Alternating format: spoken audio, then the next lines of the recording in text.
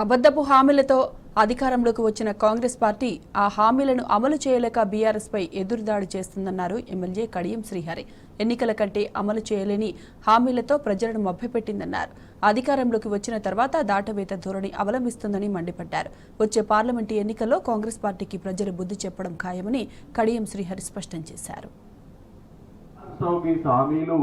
Congress party Telangana ప్రజలకు ఇచ్చింది.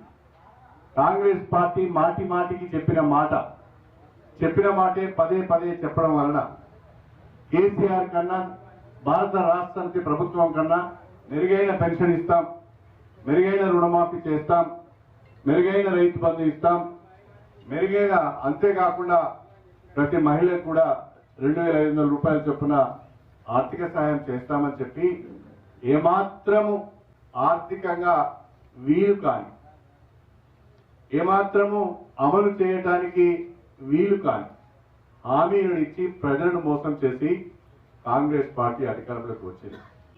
మనము 6 గ్యారెంటీలను ఎప్పుడు అమలు చేస్తారని అడిగినా, రైతు రుణమాఫీని ఎప్పుడు చేస్తారని అడిగినా, లేదా ఇందిరమ్మ ఇల్లు ఎప్పుడు ఇస్తారని అడిగినా, మహిళలకు 2500 రూపాయల ఆర్థిక సాయం ఎప్పటి నుంచి ఇస్తారని అడిగినా కాంగ్రెస్ ప్రభుత్వం ఎదురుదాడి చేయడానికి ప్రయత్నం చేస్తున్నది.